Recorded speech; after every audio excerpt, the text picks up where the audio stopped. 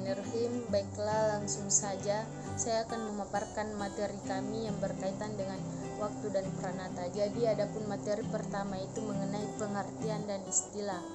Jadi waktu dalam kehidupan manusia memberi makna yang sangat berarti. Waktu dalam bahasa Inggris disebut dengan time, sedangkan dalam bahasa Arab disebut al-waqt dan al-tarik. Dan di dalam Al-Quran waktu disebut dengan beberapa istilah seperti al-asar, waktu asar, al-maghrib, waktu tenggelamnya matahari, al-subuh, waktu subuh, al-lail, waktu malam, an-nahar, waktu siang, dan ad-duha, waktu pagi.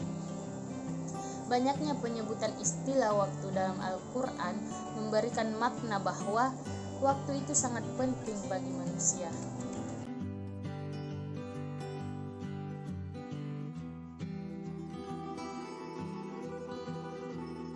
Selanjutnya kita akan membahas mengenai sejarah. Orang yang pertama kali menemukan ilmu hisab atau astronomi yakni Nabi Idris alaihi salam. Tampak bahwa wacana persoalan hisab ruqyah sudah ada sejak waktu itu, atau bahkan lebih awal dari itu, yang kemudian sering disebut sebagai peletak dasar prinsip penanggalan. Keterangan ini paling tidak bisa ditemukan dalam muqaddimah atau kitab-kitab falak. Selanjutnya di masa Islam kemudian muncul ilmu falak, memang belum masyhur di kalangan umat Islam, walaupun sebenarnya ada juga di antara mereka yang mahir dalam perhitungan.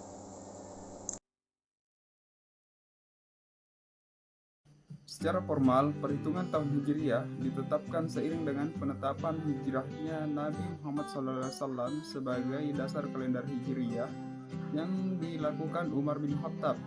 Tahun pertama ialah tahun Hijriah Nabi Muhammad SAW dari Mekah ke Madinah 1 Muharram. Pada waktu itu bertepatan pada hari Kamis Kliwon tanggal 15 Juli 622 Masehi.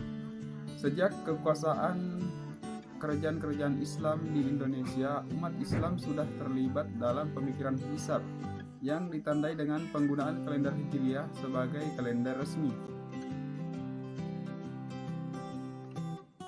Kemudian macam-macam penanggalan di Indonesia.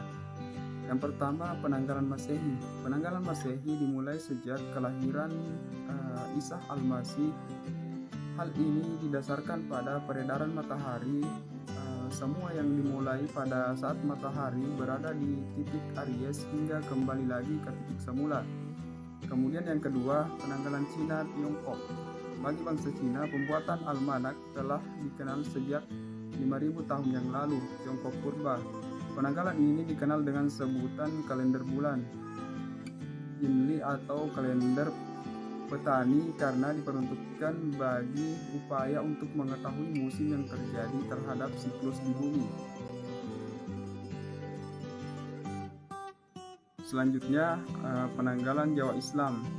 Penanggalan Jawa Islam adalah penggabungan antara sistem penanggalan Hindu Saka 22 dan Hijrah yang diberlakukan pada tahun 1633 Masehi yang bertepatan tahun 1043 Hijriah atau 1555 Saka oleh Sri Sultan Agung Hanyokro Kusumo dari Kerajaan Mataram Islam.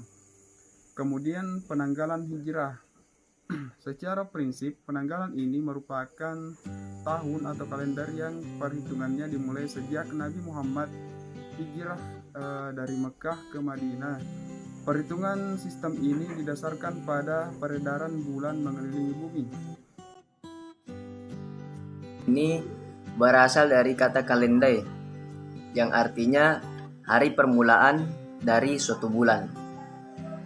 Kemudian dalam kaitannya dengan penentuan awal Ramadan dan awal dalam Islam didasarkan pada 3 metode perhitungan yang umumnya dipergunakan oleh umat Islam. Ketiga metode tersebut ini adalah hisab, ruqyah, dan imanur ruqyah.